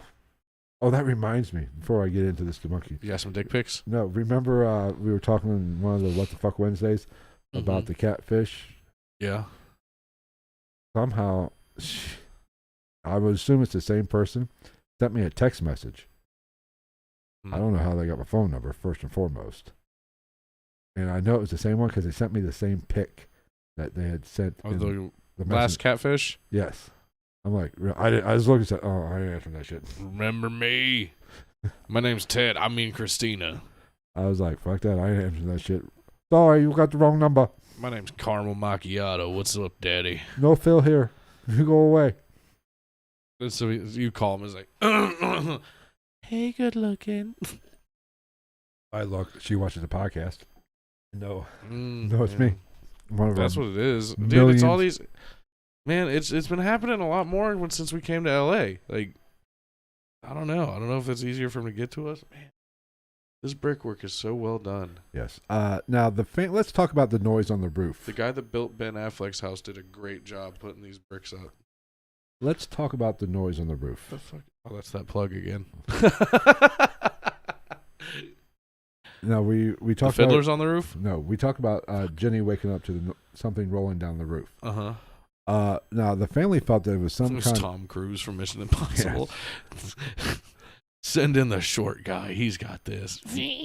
Now the family always felt, or I should say, George and Jenny felt that somebody threw a Molotov cocktail on the roof. Yeah, would you hear that rolling though? Wouldn't that just break? You would think. Now George even went as far. I guess there was some kind of green rubber substance found in the rubble. Was it his sex toy? It was his wife's strap-on. It was a hand grenade butt plug. It was his wife's silicone fist. But he said that this was some a grenade type, a napalm grenade. A napade? Yes. Grenapalm? Yes. Which, let's be honest, napalm death? Which is a bit far-fetched, I personally believe. They just had some leftover from the war. And it's also possible that the noise that she heard was maybe ice breaking off and just rolling down the pitch of the roof. Are you done? Jesus Christ. I didn't think it'd keep going. I mean, there are a lot of, it could have been, like we talked about, an acorn falling or something hitting the roof. It could have been, but a number of things. I don't know what the tree situation, would you stop for the love of God? You're distracting me. I don't know what the trees look like around the house. I hope that picks up on the mic. I don't know if there were any trees close enough to the house hanging over the roof. I don't know. So it's possible that, a walnut or some kind of nut fell off a tree, acorn or something. Fell off a tree. Gary Busey. Yes. And that's what she heard. That's very possible, but... That's what she heard. Yes. Something rolled down the fucking roof. Now, whether it was related to the fire, we don't know. The families is the only one that truly knows what. It was the Mothman. Yeah, maybe he was ice skating on the roof. That's how the fire started. He took a big old shit, and Mothman shit is fire. Now, skeptics. Obviously, that's why his eyes are red. He burns from the inside with fiery hatred. Skeptics have always questioned the ladder placement. One actually said that they moved the ladder, just didn't. Or actually, I'm sorry, I fucked that up. The person I listened to, and this is that podcast that sucked major balls. God, it was horrible. He actually tried to justify by the moving of the ladder. If somebody either went up or was trying to sabotage George's attempt to save the kids. Yeah. And this fucking moron, this mental little person, I had to be PC about that, this ignorant son of a bitch, there you go, actually stated in his podcast, I should fucking throw this guy to the wolves. That's how stupid this fucking nut is. But I won't. I'll be generous. He actually said, why didn't they just break the rungs on the ladder instead of moving it 75 feet away? I'm like, did you really just fucking say that? It'd be easier to break each rung of the ladder than just pick it up and move it. I would say the main argument for it, period, would just be why didn't you just knock the ladder over? Yeah, because every second counts in a fire. Just even moving it up, knocking it over, he has to set it up. Well, knocking it over while he's up there. Well, that's which true. Obviously didn't happen This fucknut actually said, it'd be just as plausible to break the rungs on the fucking ladder than move it. I said, you are a fucking moron. To break, what, how are you gonna, 30 fucking rungs? What are you going to do? You're going to climb up it and start breaking them? Because you can't break them from the bottom up, because you would only be able to break, what? Or maybe 7 or 8 feet off the ground, which you can easily climb down to that point and just... Or lay it down on something and just start breaking them on the ground. That would take fucking forever. Pick it up and move it fucking 75 feet away.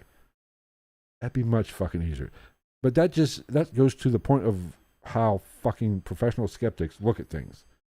What's easier, just moving the ladder or trying to fucking break the rung so the ladder could be used? Just set the fucking ladder on fire at the same time. Even better. Anyway. Now, like we talked about earlier, I do kind of agree with another guy I listened to, that the trucks probably, there's nothing to it. The trucks probably were just flooded, or it was cold. There was no sabotage to the trucks. Yeah. In my personal expert opinion. Skeptics also like to state that the reason why they never found, or the phone line, the fire was the reason why the phone line did not work. Which, do they just not believe that was cut? The police stated that the phone line was cut. And I believe that, if I read somewhere, I don't think I have it in my notes, for somebody to cut that phone line, they had to be willing to climb up like 14 feet and reach over another 2 feet to actually, from the if they used the trucks, I guess the trucks were right there by it, say that robber who admitted to cutting the line, or confessed to cutting the line, he had to climb up another 14 feet on the pole, reach over about 2 feet to snap or cut the line. Just, that takes a little bit of it's not that easy. It's just not a matter of going to the side of the house and clipping. They had to put some effort into cutting the phone lines. But the police they were convinced that the phone was cut, not melted. The phone line was cut, not melted. So that's really kind of fucking interesting. I mean, I don't know. Oh, yeah. What are you going to argue? He fucking like Spider-Man over there, just held on and was like...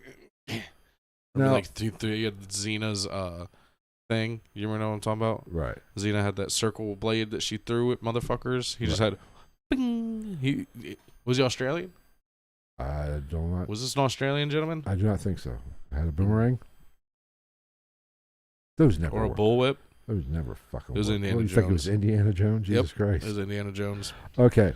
It was Indiana Jones on top of the truck with a bullwhip. Clue has been solved. Suck my dick, internet. I beat all y'all. We solved it. Now, fucking cock. Let's talk about this Christmas lights. Talk at me, Phil. I'm not sure. I'm not an expert in fire or electricity. I fear both of those are my two biggest fears in life. I hate both. And also, like, what? It's 1945. What are you worried about fucking Christmas lights for? Hey, they were in A Christmas Story, damn it. Maybe that he had a little leg lamp too that caught fire. Did somebody shoot their eye out? Yeah.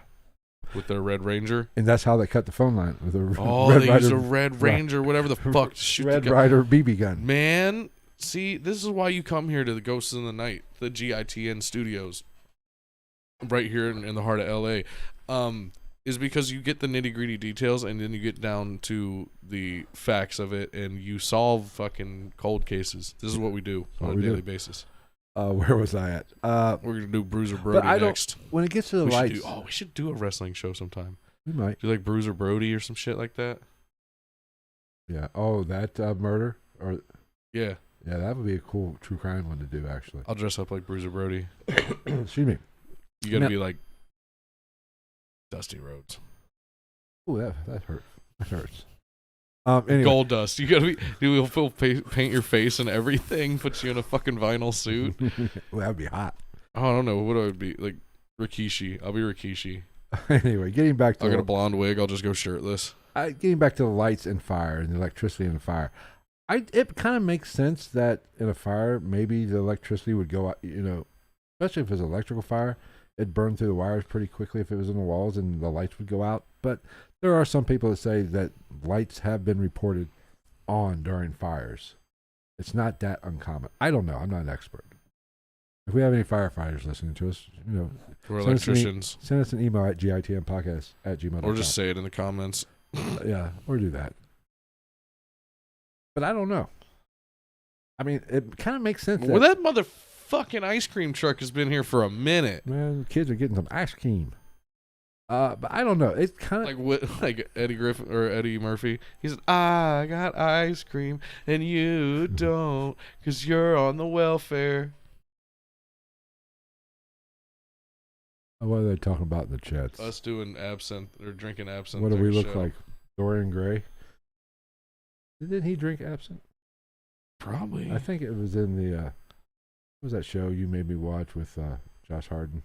Penny Dreadful. Penny Dreadful, yes. I know he drank it in that. I mean, I'm high, so there's that. That is true. But I don't know about the lights in the fire. I mean, it kind of makes sense they were got, but also I don't think it's 100% proof that it wasn't an electrical fire. It was Janatolo. That's all that matters. I will go with that. We're basically did, but let's see. Well, this episode was a lot faster than I thought it'd be. No, I must have went too fast. The no remains story of your life. The no remains thing is a little interesting. I mean, no bones about it.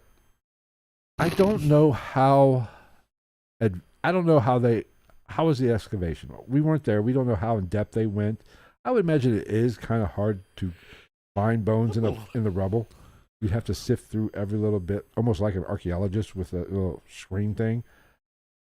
I mean, is it possible that they just... Yeah, but when you're talking about the death of 4 kids, you should do that. You would think that they would just go through every inch of that rubble to try to find... Just call Todd Hoffman from Gold Rush.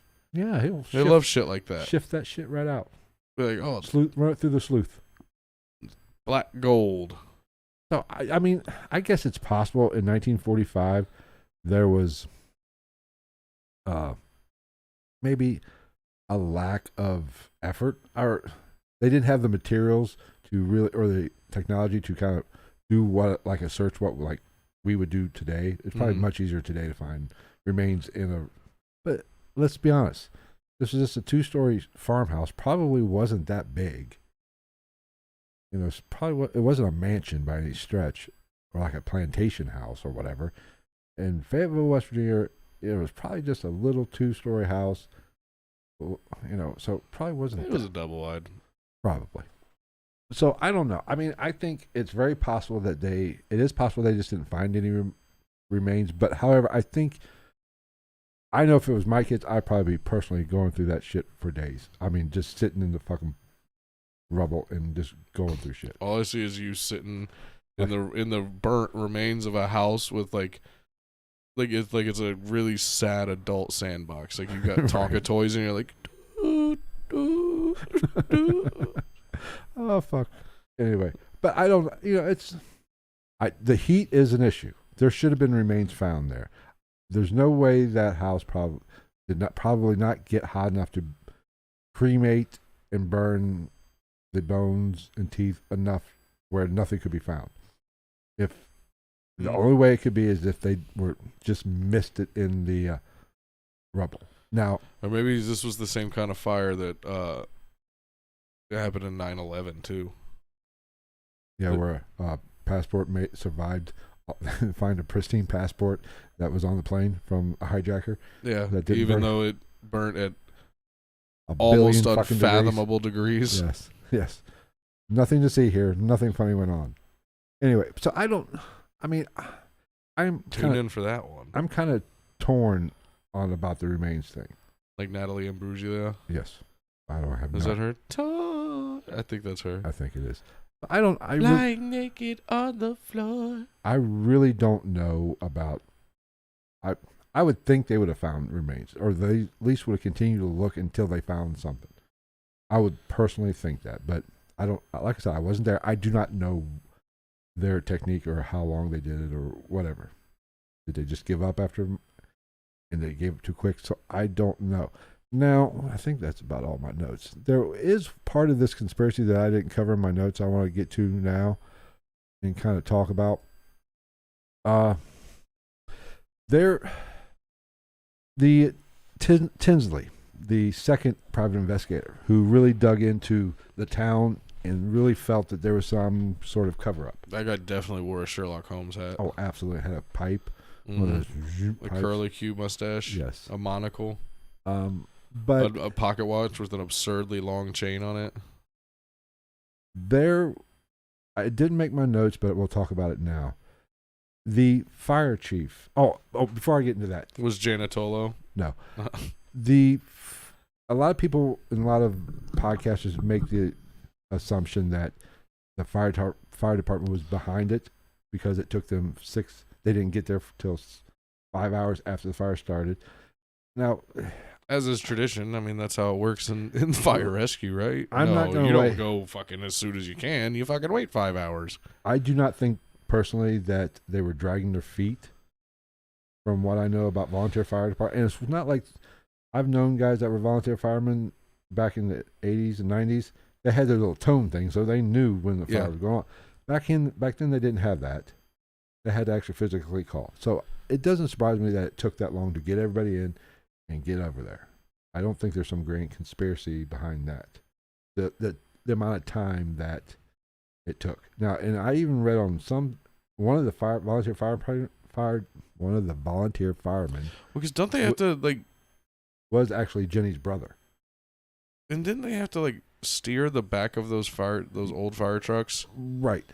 And plus, so you have to have another person. Right. It was World War II, so most fighting age men were gone. Mm-hmm. They probably hadn't come back yet. No, World War II was over by then.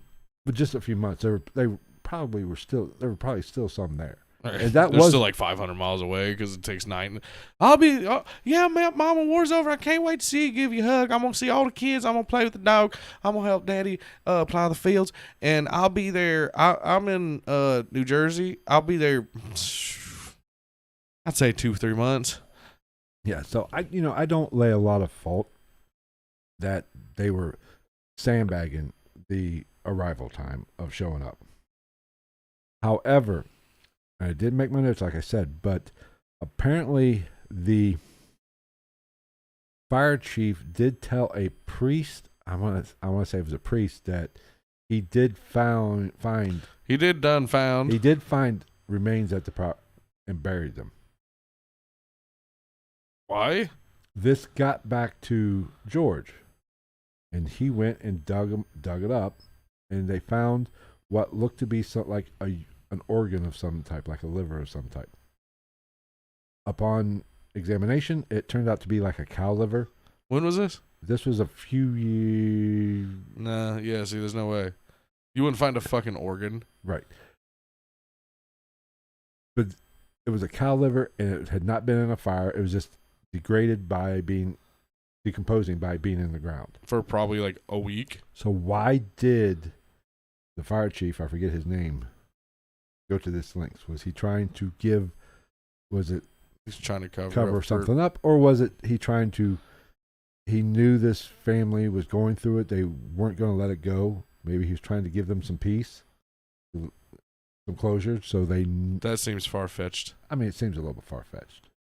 Yeah. But I do not think the fire department was completely involved. If there was a conspiracy behind this, I do not think that not all the fire department was involved, because like I said, one of the volunteer firemen that showed up was actually the brother of the mother, Jennie Sodder. Jennie.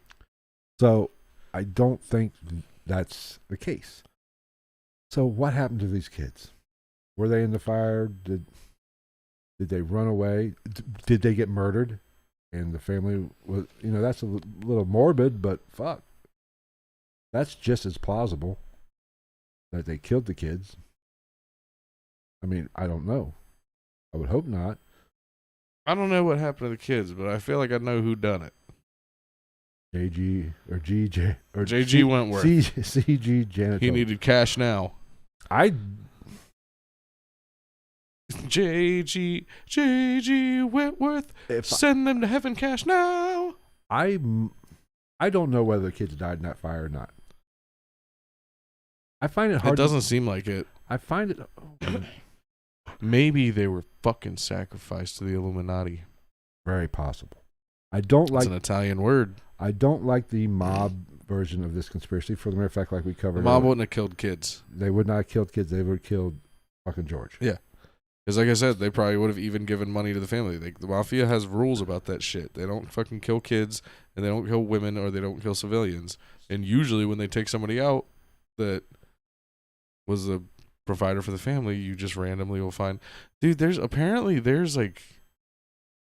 I think, from what I've read and heard, I think there's still people out there that still get random bags of money left on, like, in their mailbox. Oh, I would imagine, yeah.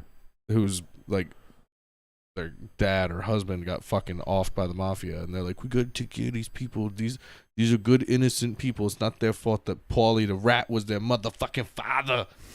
We killed that jizzball piece of shit. Now go drop this off to Flo. So I don't buy. Tell her I want some goddamn cannolis. I do not buy the mob involvement in this.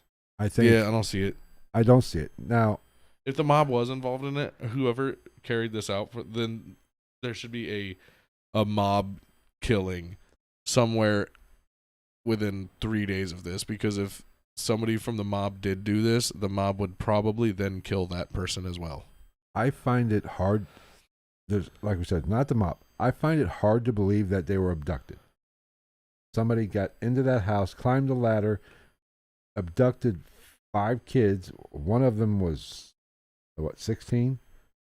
Or they just walked in. If a phone, like Jennie was sleeping upstairs. She woke up by the phone ringing downstairs, probably in the kitchen. At that time, most phones were in the kitchen. They had one phone in the house that was probably on the kitchen wall or somewhere in the kitchen. That woke her up. She woke up again with something hitting the roof. So she was not the heaviest of sleepers. You would have and she was upstairs. Her bedroom was upstairs. Mm-hmm. She carried the youngest. She got the 2-year-old with her out when she went up, got the 2-year-old, went down, woke everybody else up, and then they, got the other kids in the downstairs out and went back in to get the kids from the upstairs. But Jennie was upstairs. So if somebody broke into the house, she probably would have heard them trying to rustle 5 kids, kidnap 5 kids. If she, from her, what she reported that night, she heard the phone, got woken up by the fucking acorn hitting the fucking tree, or hitting the tin roof. You would have heard that. Molotov cocktail. Now, so that leaves me with the kids are either died and they just never found the remains, or the kids left and ran away. Now, hold on. I got the ages. Where's the fucking? Let me go up here. Let me see let me go up to the top. The ages of the children that died. Where is that? Okay. The kids that went missing. Maurice, 14. I'm sorry. Martha was 12. Louis was 9. Jenny was 8, and Betty was 5. So they corralled, if they were abducted, a 14-year-old boy, which a 12-year-old girl, 9-year-old boy, and an 8-year-old girl, and a 5-year-old girl, without anybody hearing him. So that's fucking possible. Anybody that has kids, 2 kids are hard enough to corral. They make all kinds of fucking noise. They'd wake the dead. Right. Now, when it comes to if Maurice, who was 14, wanted to run away, or Louis, who was 9, that wanted to, or any of the older kids, why did all 5 of them want to run away? Now, one of them would make sense, maybe 2. But yeah, the 14 and 12-year-old, yeah, for sure. Why would all 5 kids want to run away? That seems very unlikely to me as well. Use the little ones like pack mules. Yes, carry our shit. So it's not a bad idea. When I say this is a mystery, this is a 100% mystery. I had to guess somehow they did. Here's what happened. You break off the knowledge. Here's what happened. So Janatolo was butthurt about him not upping or not buying the life insurance for the kids. Yes, he was pissed off about that. So, and he already, him and Mr. Sodder already had bad blood between each other. Right. Let's build a little story here. I don't know, maybe like somebody fucked somebody's wife, or there's a bad poker game, something to get under Janatolo's skin. So then Janatolo. Okay, yeah. Let's go full movie mode. Let's really paint the background. Mr. Sodder had a gambling problem. Who's playing Janatolo? Who's playing Mr. Sodder? Sodder is John Cusack, and Janatolo is Steve Buscemi. Ooh, nice. So Janatolo has a little bit of a gambling problem. He's a really good dad and he's a good man, but he's got a little addiction to gambling. You got a little dick and he gambles? Is that what you said? Yes. Okay. So he's been going to the gambling hall. He's been on a hot streak. Okay, we got it. So he's down, and we're gonna paint a real dramatic picture here. So he's at the gambling hall, the speakeasy, whatever. Okay. And him and he's sitting there, and Janatolo's sitting across from him in a very well made bowler hat, and drinking fine brandy out of a snifter. I'm with you. And Janatolo's sitting there on a fucking, like, I don't know, a queen king, and he's got like a royal flush looking at him on the flop. Good. So Janatolo's thinking this is the bag.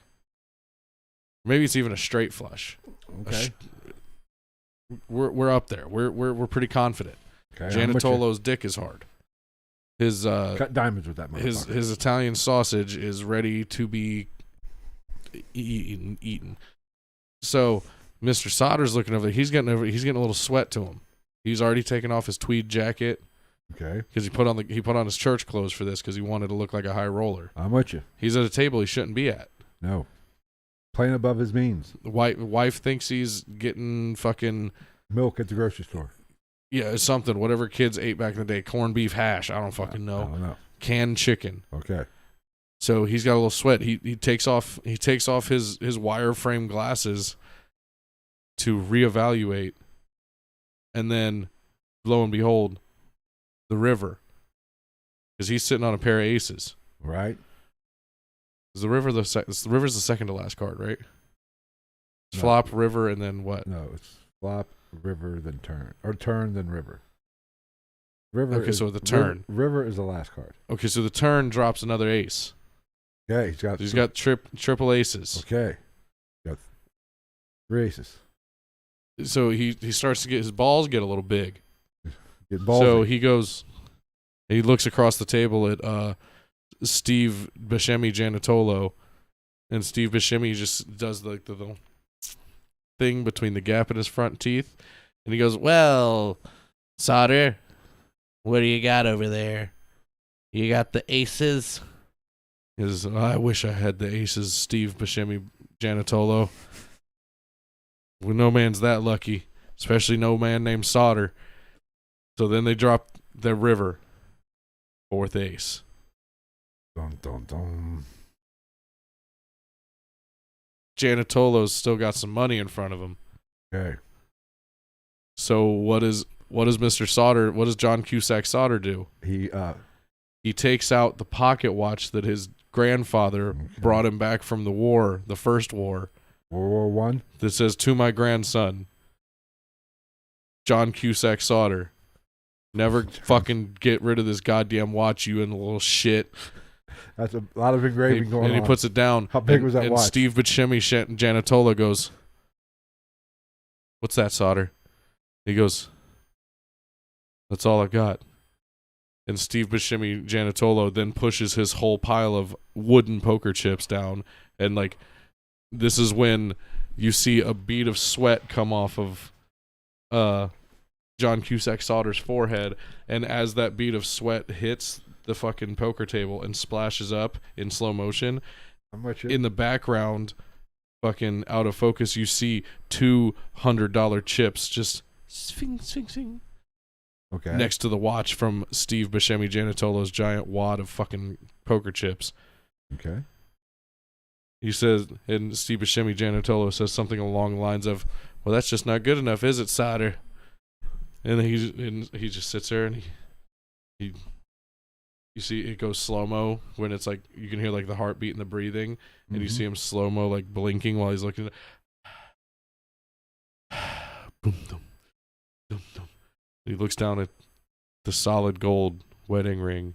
Oh, no, he's not. That his wife gave him, that was given to her from her father after their mother passed away, giving birth to her, what would have been their last child that would complete the set. Like their little Russian nesting doll. What are they? Movie fucking toys from they're just Happy goal Meals? setters. So he looks at the 100-year-old ring given to his wife by her father from their dead mother, and he says, and then slow-mo again, it just tumbles off the end of his finger and ting, ting, ting, ting, and comes to rest on top of one of the poker chips. Okay. And he leans back in his chair. And then Gianotolo leans back in his chair. And they look at each other, and that moment, the Nobody's John Wayne, the sunglasses? Clint Eastwood moment. What? Nobody's wearing No, it's the 40s. Okay. They're not time So travelers. it's not like that guy we were watching the other night on TV, had sunglasses and gloves on? No. Okay. So they sit back, and then Steve Buscemi Gianotolo starts to take a drink of his fine brandy, and then John Cusack Sodder sits back and takes a drink of his, I don't fucking know, his ale. And like you see Steve Buscemi just with the 3 fingers just gingerly sips out of it while he's looking John Cusack Sodder in the eyes, and John Cusack Sodder's got a little shake, but he's got some retribution in his eyes. Yeah. And Steve Buscemi Gianotolo goes, "Show him, Sodder." And they flip over, and then just, damn it. And they start checking. His henchmen, his cronies grab him and start checking him for the fucking little thing that puts the card in your hand. Mm-hmm. Nothing. He goes, "I guess you got me this time, Sodder. Now get the fuck out of here before I get out of my good mood," or something. I don't know. Get your lollygagging, hootin' and ass out of here now. Go on now, get. I have a question though. It's not even over. Oh fuck. And then so to recruit some of the losses, Okay. Steve Buscemi Gianotolo sends, let's see, what actor would he send? Who would be his number one man? Alec Baldwin. No, not menacing enough, and I don't know if he's going to be acting for a while. He done shot 2 people while acting. He's a workplace hazard. You think? Who would it be? It'd be... I know, Gregory, right? What'd he say? He said, "This is the story that never ends. It goes on." I'm writing a movie right now. This is what we're doing. Hey, somebody's going to steal this, and we're going to lose all the money. Yeah. Who would be? There will be a lawsuit if we watch this movie in 2 years. Who would it be? Who do you think? Who would be an Italian American in West Virginia crony? henchman type. Vince Vaughn. No, No, he's too Polish. I don't even think he's Polish, but he kind of looks Polish. I would It's say the height. a good henchman. Let's go.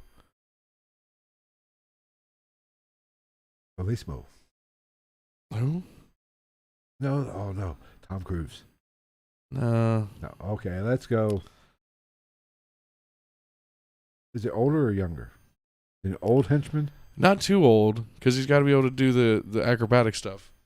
Jesus. Saw the temperatures for next week. How about Ben Affleck?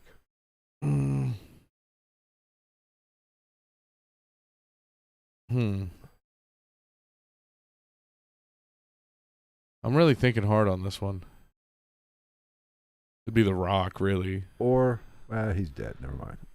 Always plays a good henchman. Who? Powers Booth, but Joey Diaz.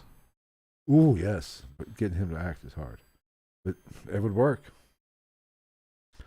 All right, Sodder, you cocksucker. Cocksucker. So anyway, he sends his henchman Okay, get to the story. dressed as, posing as an insurance salesman to offer him this insurance policy so that Gianotolo can recruit some of his losses. Okay. And then it gets turned down. So what is Steve Buscemi Gianotolo to do at this point? Kill the son of a bitch. He's going to kill him, and he's going to take the money that he's already owed and that he's already papered for from the insurance policies. But he takes it one step further. Okay. What better way to embarrass somebody than to also take their children?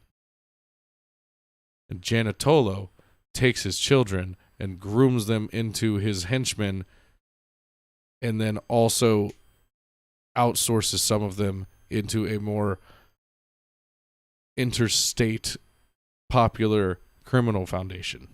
So we got So you've got little like drug smugglers, if you need them, little innocent fucking, and you just tell them. And he says, if you saw what happened to your what almost happened, you saw what your family thinks happened, and if you don't do this, this will happen to your family. I think we got an Academy Award winner here. Yeah. And then John Cusack Sodder, over the course of this, starts to find clues of this. And, he's like dangling people off bridges and doing some real vigilante Batman shit.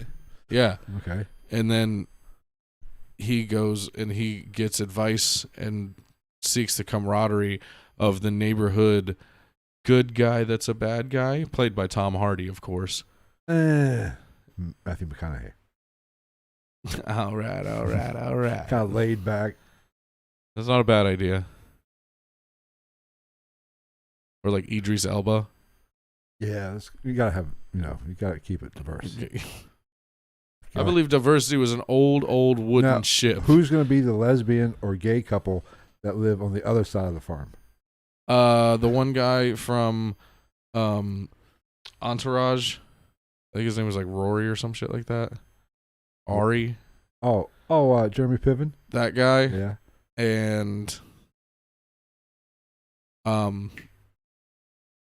fucking James Corden. Oh, good. I like that. I like it. Okay, so we're checking all the boxes. We got it. I think we got it. Okay, I think we got it. And wait, I don't even know. Greg, I would rather slam my dick in a sliding glass door than see this. That was hurtful, Greg. That sounds like a great. If you add if you had $800,000 worth of CGI per minute, you got a great movie. We do. See, we're a little hurt, Greg. We're a little hurt, Greg, by your and then lack of since it's John Cusack Sodder, he runs into, and that's the final moment, is him running into his son and telling his son, and his son's so far removed that he doesn't even remember half of this stuff. Except he just when he's drunk at he thinks that that's how they ended up in fucking Tucson, Arizona, because of the fire, and they were displaced and they had family that lived there. But really, it was Gianotolo's fucking side piece, raising him as their own. And that kid, since it's John Cusack's son, will be played by Adam Driver. There we go.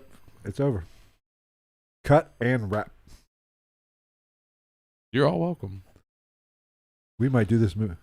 We might do this movie ourselves and just put it on YouTube. I mean, I haven't talked to John Cusack in a while, but I mean, I might be able to. I don't know if he Who's might have gonna- changed his number. Are we going to bring in Jennie Sodder? Anywhere? You know Dakota Fanning. No. Cusack's. Make it real weird. Make it his sister. Oh, his wife. Make John Cusack's sister play his wife. No, she's got weird teeth. Trying to think age group. So what's? I mean,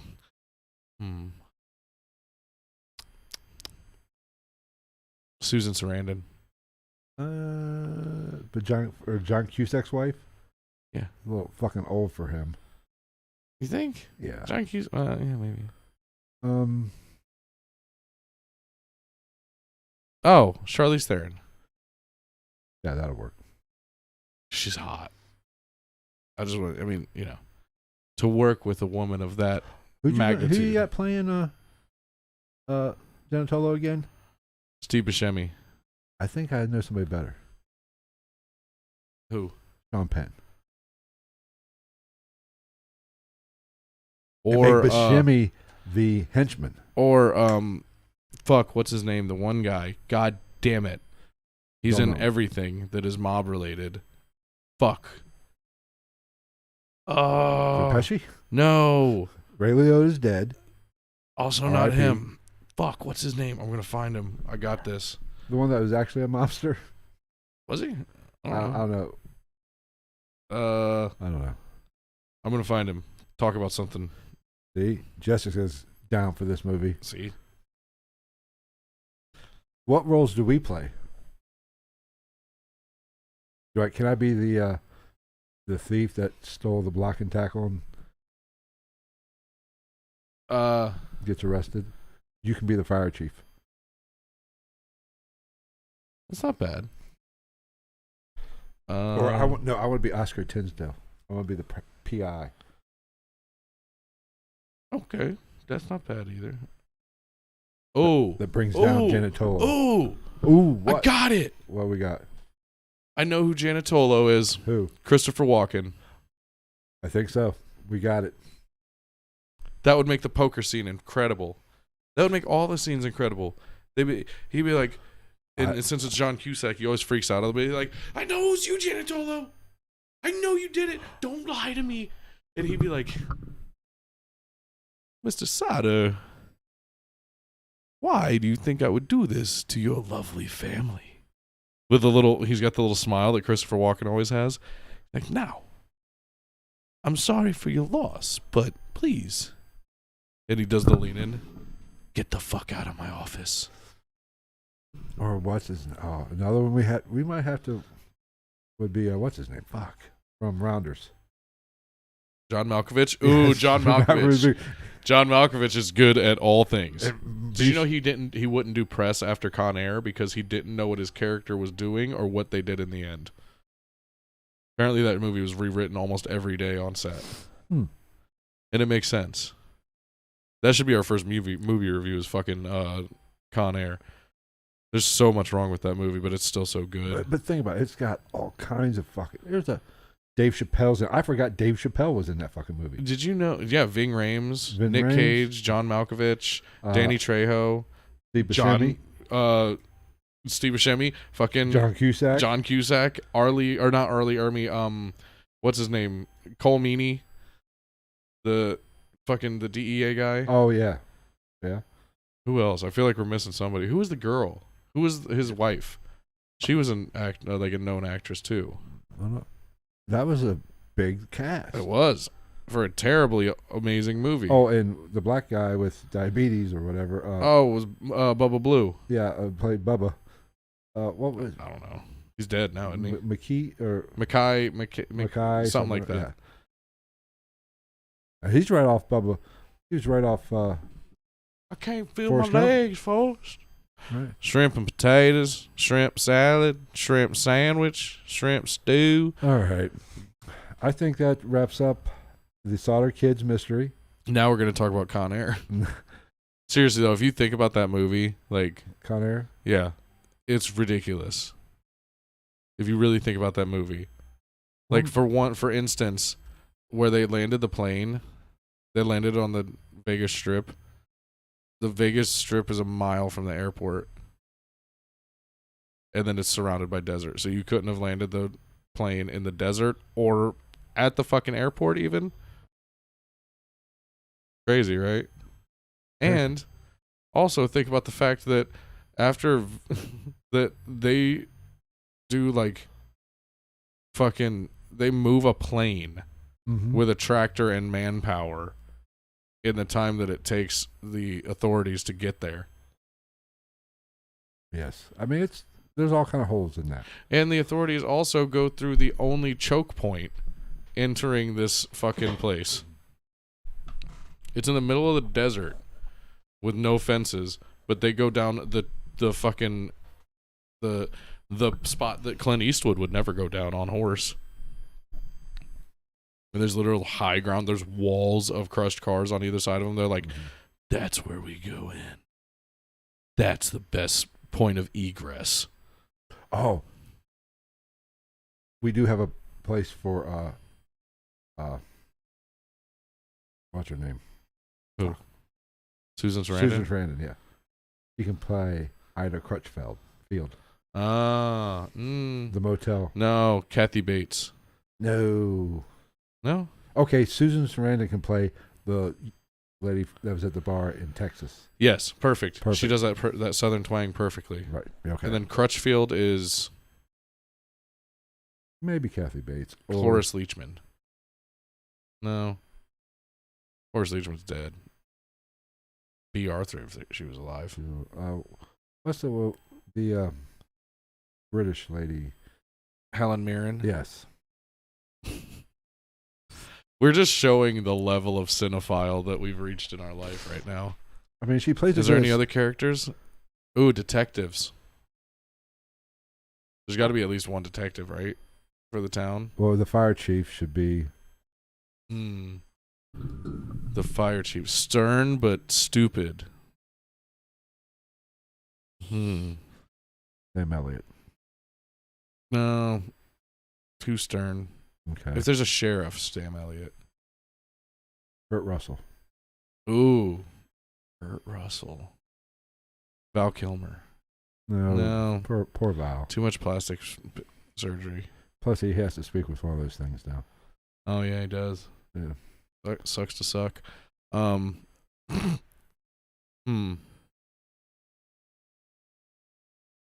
you'd have to have, like, you would want to cast them with a slight dumb factor. Or silly or funny, even. That could be, we're talking police? The fire chief. Fire chief? We'll rewrite it. Norm from fucking Cheers. No, we'll rewrite it a little bit and make it him a little bit younger, and that's who Vince Vaughn can be. Kind of funny, kind of out of his league. Doesn't know what the fuck he's doing. Or Vince Vaughn could be the block and tackle robber. Shia LaBeouf. Oh, yeah. That'd be a good one. Okay, so Kiefer Sutherland for the yeah, I like that. And what about detective? Samuel L. motherfucking Jackson. We got to get him in here somewhere. A black detective in 1945 in West Virginia? Yes. In an Italian neighborhood? Yes. Okay. I don't know if I buy that one. Or, okay, Samuel L. Jackson can have a cameo. He's the car that drives by that reports it to... That motherfucker's on fire! There we go. All right. Ashton Kutcher. Does he even act anymore? Isn't he busy saving child trafficked children? That and Uber. I don't know. Who would be the perfect detective? That's the last piece. You have to have a good detective. Charlie Sheen. Ew. No, we don't want to kill the whole cast. Good detective. Bruce Willis. Yeah. You tell me you didn't find any remains. Oh, and the fucking coroner is No, the detective should be Ed Norton. Ooh, yeah. With a little southern twang. Yeah. The coroner, who's the coroner? I have the coroner. Who? He's the comedic relief of the movie. It's John Turturro. Oh yeah. Or Hank Azaria. No, and just to be really I'm fun, blackballing him now. I don't like him. He's not making the production. Okay, so he can be John Turturro as the coroner. He can be the narrator and do it in Apu's fucking voice. Yeah. Apu's voice, whatever the fuck. But no, yeah, John Turturro as the, and then when they're at the coroner's office and Bruce was like, "You find any burnt remains in those ashes?" And he's like, "No, officer. All I found is lies." And then it's like fucking on to the next scene. All right. Is there a narrator?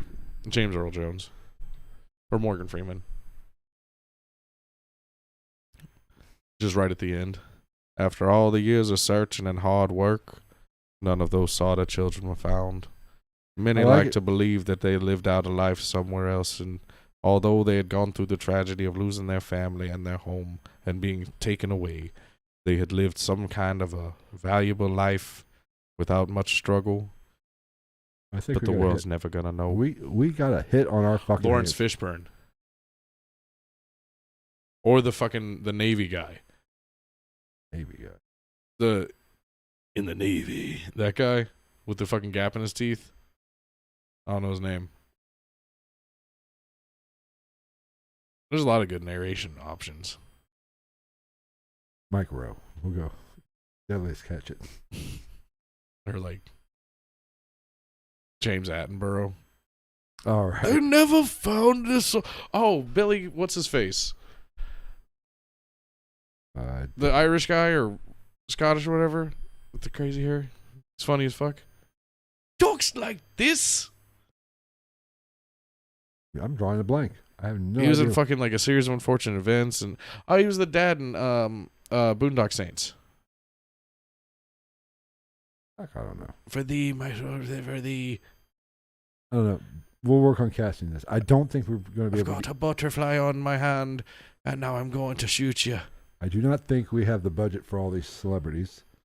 No, this is like we're the next Tarantino or Guy Ritchie or Coen brothers, and like these people are just going to volunteer their time to make this masterpiece.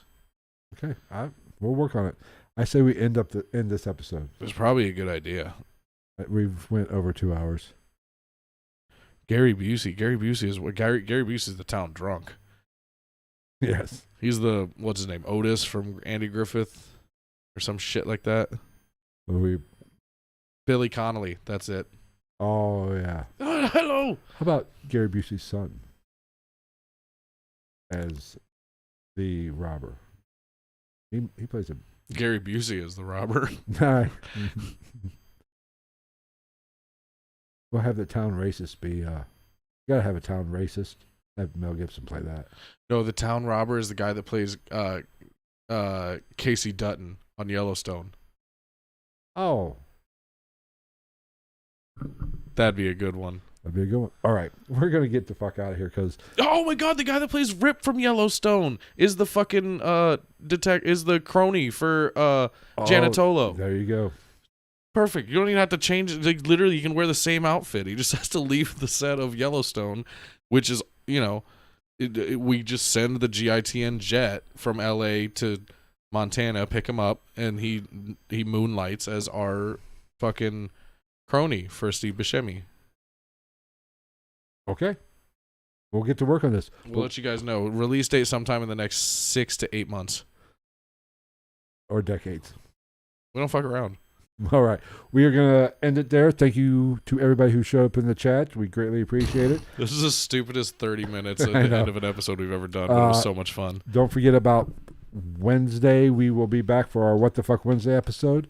We'll keep you guys. Well, we might keep you posted on the interview we were talking about earlier. It might just kind of pop up and be done, like just out of nowhere. But and as always, after the What the Fuck Wednesday, we will do a Patreon exclusive after show for all the Patreon members. And if you want to get that, go to patreon.com/GITN podcast, and you too can become a Patreon subscriber and also get the Wednesday after show, where it's just like this live stream. But that's more for you guys. There's a lot more interaction with the chat. on Wednesdays and on the Patreon after show. Don't forget, if you want to know, dirty bitch. if you want to, I didn't do it, damn it, I'm sorry. If you want to know when we're going to go live and our schedule, be sure to follow us on all our social media links. That's Instagram at ghost_night_podcast, Twitter at night_ghost, Facebook just at ghost of the night. And I think I might make a Snapchat. Okay, that works. And on Twitter, on TikTok at gitn.podcast. TikTok's all right. Yeah, it's all right. Twitter's okay. Instagram's where it's at for real. Yeah. All right, that's going to wrap it up. We will see you Wednesday. Take care, everybody. We love you. Say bye, Travis. Steve Buscemi, Jennie Sodder fucking did that shit. Those kids aren't dead. They're fucking slaves. Bye. Yeah.